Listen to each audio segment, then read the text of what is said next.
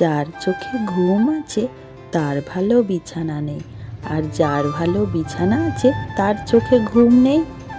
যার কাছে মন আছে তার কাছে দেওয়ার মতো কিছু নেই, আর যার কাছে দেওয়ার মতো অনেক কিছু আছে তার কাছে মন নেই।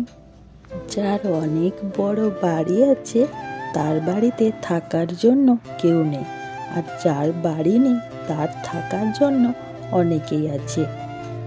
এটা কলিযুগ বন্ধুরা, এখানে যে মিথ্যে কথা বলবে তার আয়ু বেশি, আর যে সত্যি কথা বলবে তার আয়ু কিন্তু বেশি দিন নেই।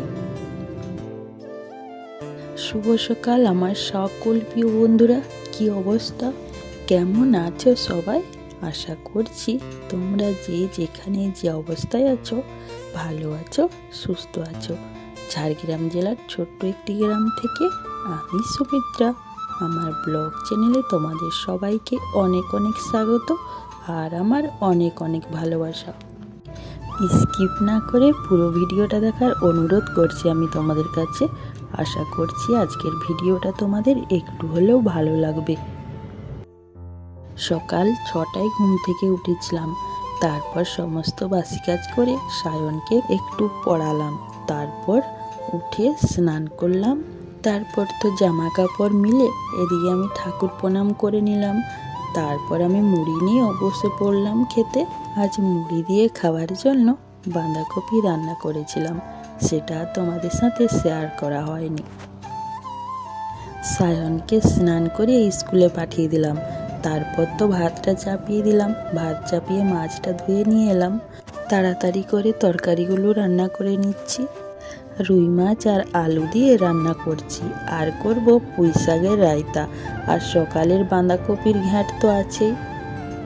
পুঁই শাকের রায়তা করার জন্য পুঁই শাকটাকে প্রথমে আমি সিদ্ধ করে নিলাম, তারপর দেখো তেল দিয়ে রসুন দিয়ে দিয়েছিলাম, রসুনটা ভাজা হয়ে যাওয়ার পর সরিষা বাটা দিয়ে দিলাম, সরিষা বাটাটা ভাজা হয়ে যাওয়ার পর পুঁই শাকটা আমি দিয়ে দিলাম, তারপর নামিয়ে নিলাম। তো আমার রান্না কমপ্লিট, এখন শুধু খাওয়ার পালা।